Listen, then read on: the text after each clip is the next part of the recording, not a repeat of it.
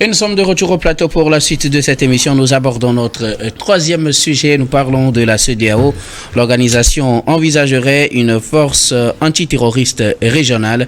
En tout cas, c'est ce qui ressort d'une information publiée par nos amis de la Deutsche Welle qui l'attribue au quotidien nigérien The Nation et puis aussi à l'agence de presse allemande UPD qui annonce plutôt qu'à l'issue d'une réunion tenue la semaine dernière entre les chefs d'État-major de l'organisation, ceux-ci proposent à la CEDEAO de mettre sur pied une force antiterroriste régionale qui devrait permettre donc de venir en aide aux pays de la CEDEAO qui sont en proie au terrorisme. Et donc voilà l'information lâchée. On attend que cette information ne deviendra une décision que par la bonne volonté ou bien la décision des chefs d'État et de gouvernement qui à leur session pourront donc se prononcer sur la question. Pour le moment, ça reste à l'étape d'une proposition. Emmanuel Vivien-Tomi. Il faut dire que c'est depuis le mois de mars que le commissaire en charge de la sécurité, de la paix au niveau du système de la CEDEAO avait annoncé au cours d'une conférence de presse cette initiative de la création d'une force ayant pour objectif de lutter contre le terrorisme, l'extrémisme violent dans toute la zone. Alors, les dimensions que cela devrait prendre demandent effectivement qu'on revoie un peu la copie, puisque si on parle de la CEDEAO, il y a d'autres pays qui pourraient contribuer effectivement à la réussite de cette force qui ne sont pas nécessairement de la zone de la CEDEAO. Je parle de l'Algérie, je parle également du Tchad, qui ont des apports à faire pour la réussite de cette force-là. Alors, est-ce que c'est une probabilité? Oui. Dans les mois, voire les années à venir, cette force sera effectivement pratique. L'idée est née des critiques des citoyens de la CEDEAO qui disaient « Vous avez brandi des menaces contre les pays qui ont fait des coups d'État, mais vous n'êtes pas capable de lutter contre le terrorisme auquel ces pays font face. » Alors, aujourd'hui, la première difficulté, c'est cette volonté de sortie des pays de l'AES, notamment le Mali, le Burkina Faso et le Niger. Parce que si on prend le terrorisme aujourd'hui, cela sévit plus dans ces pays-là que dans d'autres pays de la sous-région. Et donc, c'est une force de la CEDEAO. On devrait avoir l'apport militaire de chaque pays. Il y a déjà des calculs qui sont faits. Il y a l'apport financier également. Les ministres des Finances et de la Défense doivent se retrouver dans quelques semaines, je pense, pour établir sur l'évolution de ce projet. Il faut dire que la force a prévu de s'autofinancer au début, avant finalement de faire appel à d'autres fonds, en tirant des exemples ou des expériences sur ce qui s'est passé avec le G5 Sahel. Alors, aujourd'hui, il faut saluer effectivement cette initiative et exprimer le vœu que cela se concrétise sur le terrain. Parce que effectivement, la CEDEAO s'est fixée au début des objectifs très économiques, de bonnes relations, et par la suite a foncé dans le domaine politique. Aujourd'hui, le domaine sécuritaire s'impose à cette organisation. Il faut évoluer, il faut s'adapter en son temps, il faut être utile à la population de la sous-région, et on espère que les pays comme l'Algérie, les pays comme le Tchad vont pouvoir effectivement participer à la réussite de ce projet qui devient plutôt régional et non sous-régional, puisque le terrorisme n'a pas en fait de frontières. La chose la plus difficile également, c'est la formation des troupes. Il faudrait que les troupes provenant de tous les pays aient un niveau de formation élevé pour que l'efficacité soit de mise. Parce que si vous mettez ensemble des militaires qui n'ont pas les mêmes capacités de lutter avec d'autres militaires qui ont une grande capacité, il y a déjà des failles et l'ennemi peut en profiter. Mais dans le cadre de la lutte contre le terrorisme, il faut faire très attention parce que les terroristes sont des bandes bien organisées, bien outillées, bien informées et qui profitent de toutes les occasions. Et donc, il faut éviter au maximum l'infiltration, il faut éviter au maximum le sabotage et tous les pays qui sont membres de la CEDEAO doivent contribuer et ne doivent pas être de mauvais élèves parce que le terrorisme aujourd'hui concerne certains pays, mais on ne sait quel pays sera touché demain. Et donc quand vous êtes à l'abri, vous devez aider, comme le dit le proverbe africain, quand la case de ton frère brûle, tu dois l'aider à éteindre le feu pour que le feu ne s'étende à ta case. Et donc aujourd'hui, c'est une bonne chose et c'est, je pense, l'un des actes que la jeunesse de la CEDEAO va apprécier, mais on attend justement parce qu'il est question de plusieurs centaines de millions d'euros ou de dollars pour que cela soit réalisé. Et enfin, voir aussi quelles seront les missions de cette force-là. Il ne s'agit pas seulement d'aller neutraliser l'ennemi sur le terrain, mais il s'agit aussi de voir comment prévenir, comment sécuriser les pays et comment les bouter hors une fois pour de bon. Il ne s'agit pas de faire comme certaines missions onusiennes où on fait une partie du boulot, on se repose, on fait une partie du boulot, le pays demande qu'on se retire, mais il s'agit de mettre fin au terrorisme. Et en cela, j'ai toujours espoir parce que un pays comme l'Algérie a été gangréné pendant longtemps par le terrorisme, un terrorisme violent. Mais aujourd'hui, on peut dire que l'Algérie est plus ou moins à l'abri du terrorisme et l'Algérie a même de l'expérience à nous vendre au niveau de la CEDEAO. Merci beaucoup à vous. Alors, Pasteur, les commandants des centres d'excellence de la CEDEAO ont dans un rapport demandé à ce que l'organisation mette sur pied une force antiterroriste régionale qui permettra normalement à cette organisation sous-régionale de faire face au terrorisme. On sait que plusieurs pays membres de la CEDEAO font face à des défis sécuritaires énormes depuis plusieurs années. Une proposition, c'est une demande tardive. Tardive en ce sens que depuis 2012 déjà, je crois, 2013, le Mali, c'est le premier pays, a été confronté à faire face au terrorisme. 2013 jusqu'à aujourd'hui, je pense que ça fait 11 ans. Ça fait 11 ans que la CEDEAO n'en a pas pensé. Et aujourd'hui, après que... Elle a mis sur la table plutôt d'autres options.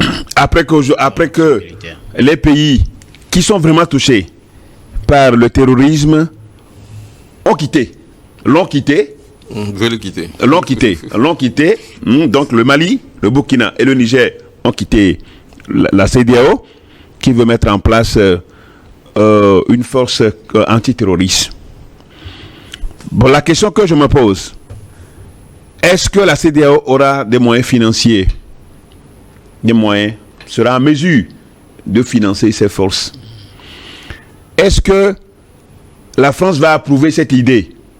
C'est aussi une question. Je sais ce que je dis. Est-ce que ça pourrait être possible? En termes d'effectifs, la CEDEAO doit déjà se contenter des forces en attente qui devaient aller agresser le Niger. Ils sont combien? Puisque l'effectif était déjà là. L'effectif est déjà là, donc il faut aller à chercher seulement un peu pour compléter la liste. Non, je crois quand même que la CEDEAO, une communauté, la plus grande communauté, qu'on ne le veut pas, c'est la plus grande communauté de l'Afrique, la communauté sous-régionale de l'Afrique. Qui en principe, la communauté la mieux organisée. Qui devait en principe montrer le chemin aux autres, mais n'a pas été prévoyant par rapport à l'incursion terroriste dans ces pays. Et aujourd'hui, elle se rend compte que le terrorisme est en train de frapper aux portes de plusieurs pays. Le Togo est là, le Bénin est là, la Côte d'Ivoire est là, Et donc, déjà, le Nigeria, même si ce n'est pas le terrorisme, je crois que, comment vous les appelez? Les bandits armés. Les bandits armés, non, le terme là, les termes. Hein, les Boko Haram. Okay. Boko Haram est aussi. C'est du terrorisme. Oui, c'est du terrorisme. Ça fait longtemps que le Nigeria n'arrive pas à venir à bout des incursions de Boko Haram. Même donc, qui tue. Même le Cameroun. Qui continue de tuer. Le Cameroun aussi. Donc, vous voyez déjà que l'Afrique, la plupart des pays africains sont confrontés au terrorisme. Et c'est maintenant que la CEDEAO se lève pour envisager, hein, c'est envisagé, hein, maintenant c'est envisagé. Ouais. C'est envisagé par les états-majors. Donc il va falloir que les chefs d'État se réunissent pour pouvoir y penser. Et donc vous voyez que c'est une prévision dans le temps qui va prendre beaucoup de temps, et les pays vont continuer par subir la loi de terreur. Heureusement que les pays de l'AES ont pris de l'avance. Les pays de l'AES ont pris de l'avance parce que les états-majors, les forces militaires déjà commencent par se mutualiser pour aller contre le terrorisme. Et je crois que c'est la vision. Hein, c'est la vision des militaires au pouvoir dans ces pays, ce qui est à saluer. Donc, si la CEDEAO estime finalement qu'il faut envisager des forces antiterroristes, bon, c'est une bonne chose, mais je crois quand même que, comme je l'ai déjà dit, cette vision est venue très en retard, parce qu'aujourd'hui, le terrorisme est le véritable frein au développement économique de ces pays. Parce que quand vous allez dépenser beaucoup d'argent, le budget, la plus grande partie du budget va être consacrée à l'achat des armes contre le terrorisme, alors quand est-ce qu'on va s'occuper?